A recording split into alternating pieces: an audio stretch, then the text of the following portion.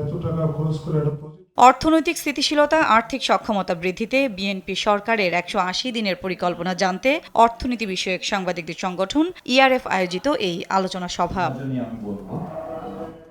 সভায় পোশাক শিল্প মালিকদের সংগঠন বিজিএমইএ ও বিকেএমইএ এর দুই সভাপতি জানান, অভ্যন্তরীণ ও আন্তর্জাতিক চাপে বিপর্যস্ত রপ্তানি খাত উত্তরণে সরকারের দীর্ঘমেয়াদী নীতি প্রণয়ন জরুরি। আমি আর পারছি না ভাই, আর কত চালাবো, ফ্যাক্টরিটা আবার বন্ধ করতে চাই, এরকম প্রতিদিনই আমাদের কাছে এই তথ্য কিন্তু আসছে।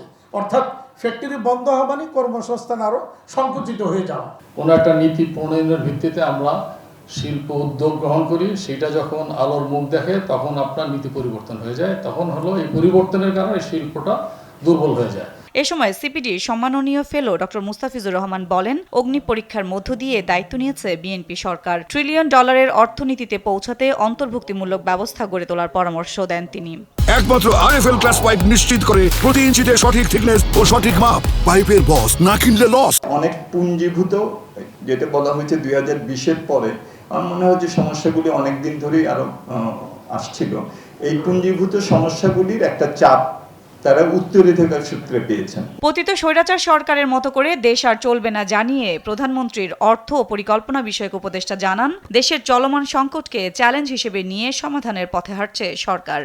আমরা যদি ওই কেতাবি কায়দায় দামের সমন্বয় করতাম, তাহলে এটা কিন্তু কাউন্টার ফ্যাকচুয়াল বলছি, কারণ লেখার সময় খেয়াল করেন, সেটা হচ্ছে যে তাহলে কি মূল্যস্ফীতি বাড়তো না? আলোচিত ব্যাংক রেজুলেশন আইনে 18 ক ধারা নিয়ে সাংবাদিকদের প্রশ্নের জবাবে তিনি বলেন, এই আইনে কোনো ব্যত্যয় থাকলে সেটা সুপ্রিম কোর্ট দেখবে। এই যে 18 ক নিয়ে যে সমস্ত কথা, আপনি আইনটা পড়েন, সবার জন্য সুযোগ থাকতে হবে। সাদিয়া লাবনী, দেশ টিভি, ঢাকা।